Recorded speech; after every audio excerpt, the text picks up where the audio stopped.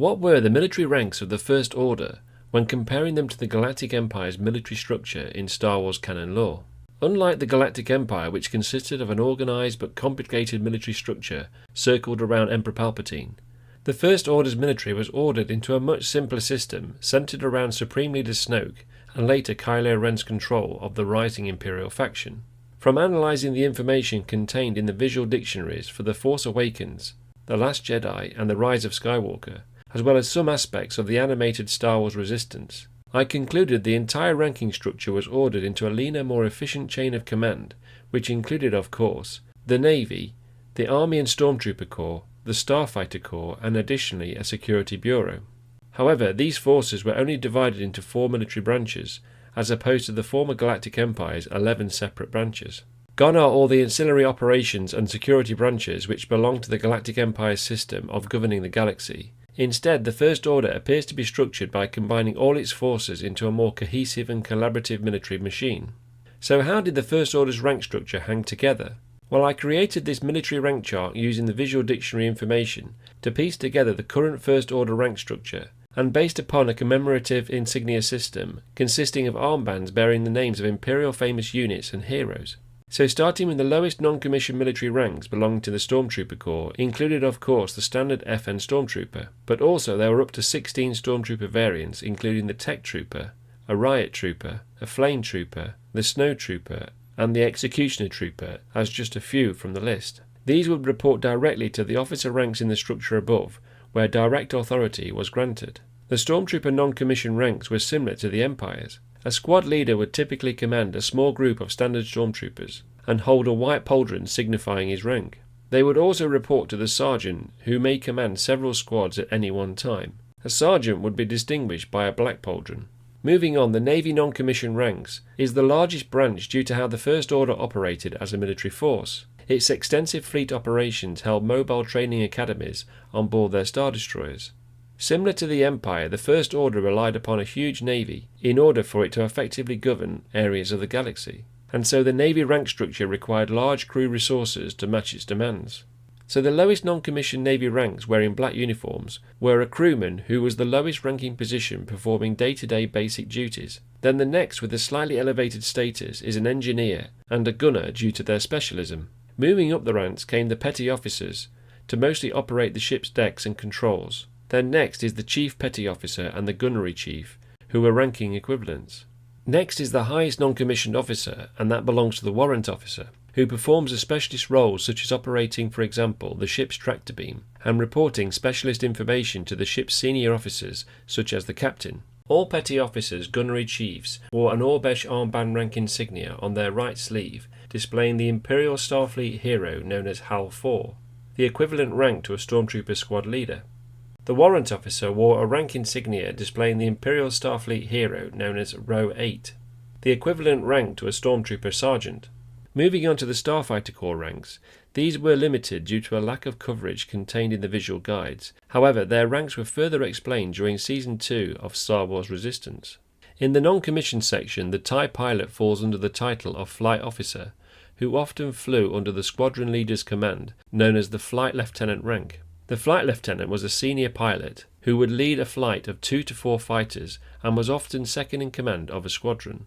Moving up into the Commissioned Officers rank section of the chart, all 4 branches of the First Order held the designated rank of Lieutenant or Lieutenant, depending on how you want to pronounce it. Within the Army, Stormtrooper Corps, the Navy and the Starfighter Corps, and additionally the security forces, a Lieutenant was the lowest commissioned rank. While the Stormtrooper Corps Lieutenant wore trooper armour designated with a red pauldron, the Fleet Navy Lieutenant always wore a charcoal grey tunic, reminiscent of the old Imperial uniform, displaying code cylinders, but without the coloured tiled rank insignia. They displayed the Orbesh armband rank insignia of the Imperial Starfleet Admiral, known as Power. In contrast, the Security Bureau Lieutenant invariably wore a black jumpsuit, with black trooper armour as their field operative uniform. However, intelligence officers of this rank and above also wore a charcoal grey tunic uniform. They displayed an Orbesh armband rank insignia of the First Order Security Bureau, and they were often junior agents known as field operatives. A Starfighter Lieutenant was distinguished by their Special Forces red markings situated on their flight helmet. They were also seen wearing flight suits during naval service, which displayed red markings on their shoulder plates. Moving up the chart, the next commissioned rank is a captain, which, as according to the visual guides and Star Wars canon lore, belonged to all First Order branches. In the main, a Stormtrooper Corps captain was the highest rank to wear a Stormtrooper armour whilst in combat. They were distinguished by a red pauldron, but also wore light grey tunic uniform when not wearing their armour. A Stormtrooper captain would command all Stormtrooper units on a Star Destroyer, unless a senior officer held authority over them, such as a Major, Colonel, Commander, Admiral or General. A notable Stormtrooper captain was Archex, more commonly known as Cardinal, wearing all red trooper armour. Cardinal, before his death in 34 ABY, was in charge of the Stormtrooper physical training program. The most famous Stormtrooper captain, of course, is Phasma. After killing Cardinal, Phasma assumed co-leadership with Armitage Hooks of the Stormtrooper program, known as Project Resurrection. Her actual influence and rank was at a level of a general. However, Phasma was still a subordinate to General Hooks and Kylo Ren. The Navy captain wore a charcoal grey tunic uniform displaying code cylinders. Their rank is displayed by their Orbish armband rank insignia of the Imperial hero known as Dylan.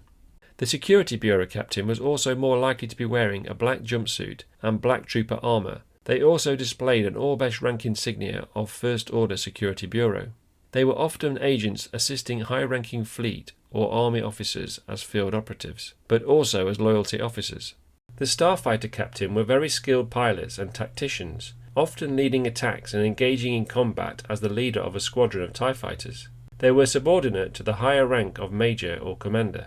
Once again, the red markings on their helmet and armour displayed their rank. The rank next in the chart is the Commander.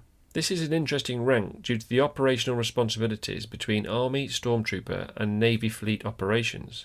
According to Star Wars Resistance Season 2, Commander Pyre was a senior Stormtrooper Corps officer with significant responsibility to lead missions. His gold-coloured Stormtrooper armour obviously set him apart from his white armoured subordinates.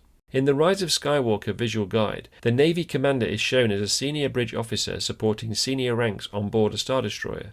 Although it is not clear, I am assuming the commander's Orbish rank insignia would display Tarkin. The rank of commander existed for the Security Bureau and was held by a female intelligence officer known as Jer Gerard, a relative of the late Imperial Moff Gerard. The next rank belonged to a Major. These officers, like the captain, differed greatly in responsibility and appearance, depending on the military branch they belonged to. As there was no Stormtrooper Corps Major, this rank focused on commanding Army ground units and support in station control rooms, as aides to the rank of Colonel. They are distinguished by wearing an Army teal-coloured tunic uniform, and their Orbish armband rank insignia displayed the Imperial hero known as Tarkin. A Navy Major would typically be a senior officer on board Star Destroyers, but would aid admirals and generals if present on board or as part of the fleet. They also wore a teal-coloured tunic uniform including the Orbish rank insignia of Tarkin. The Security Bureau Major would wear a black jumpsuit and black trooper armour as their field operative uniform. They would also act as loyalty officers to prevent any desertions. Their Orbish armband rank insignia displayed the First Order Security Bureau like the rest of the branch. A Starfighter Major was distinguished by their red helmet, armour and flight suits during naval service, which displayed First Order markings on their shoulder plates. They would typically be the commanding officer TIE pilot for entire squadrons on important strategic missions. Moving up the ranking chart, I have identified differing roles and ranks when considering how the command structure operated. As you can see, there was no Stormtrooper Colonel, and again, like the Major, an Army Colonel commanded the operational activities of the Army Ground Forces to support any generals present. They too wore an Army teal-coloured tunic uniform, including the Orbish armband rank insignia of the Imperial warlord Kaplan. A Navy Colonel would typically command small fleets and support generals and admirals with operational mission objectives. They too wore a teal-coloured tunic uniform, including the Orbish armband rank insignia of Kaplan. The Security Bureau Colonel appears from the visual guides to be the second most senior officer within the Bureau and would coordinate missions of field operatives. These officers typically wore a white tunic uniform along with their high security access code cylinders, and the Orbish armband rank insignia displayed the First Order Security Bureau. For the Starfighter Colonel, it is difficult to know if the rank exists, as there is no Star Wars lore to support the rank. However, if it did exist, the Starfighter Colonel would have been the highest Special Forces TIE Fighter pilot rank of several squadrons, and a subordinate to a general and an admiral. Moving up the chart to the most senior ranks of the First Order, a general or an admiral are part of the First Order's high command. However, both ranks report directly to the Allegiant General and the Supreme Leader. The rank of general in some cases held the authority over both army and navy forces, and held its own internal mini-hierarchy. For example, some individuals only held authority for specific military forces, such as the Stormtrooper Corps or Army Ground Forces in particular.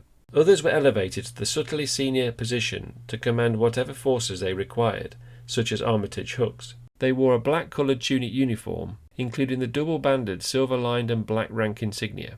Alongside the rank of general, the equivalent rank of admiral commanded as the senior naval officer, as well as commanding flagships and entire battle groups. They also wore a black-coloured tunic uniform, including the double-banded red-lined and black rank insignia. The Security Bureau's top position was the rank of Director, like the Empire. However, the position would act as a subordinate to a general and an admiral. Although it is not clear, I suspect this position would have held a seat on what eventually formed as the Supreme High Council. The most senior officer of the First Order belonged to the rank of Allegiant General. This rank was held in reserve during the regime's formative years, as a young General Hux and Kylo Ren aided Supreme Leader Snoke to build up the First Order's military might. However, after Kylo Ren assassinated Snoke, Allegiant General Pryde found himself to be Ren's second-in-command, while Hux was demoted to report to the Allegiant General, along with the rest of the High Command staff. Once again, this rank wore a black tunic uniform, including the double-banded, silver-lined and black rank insignia. Of course, at the very top of the rank chart sits the First Order's Supreme Leader, held by both Snoke and Kylo Ren. Both were powerful Force users, but did not accept failure very easily, and led with different approaches.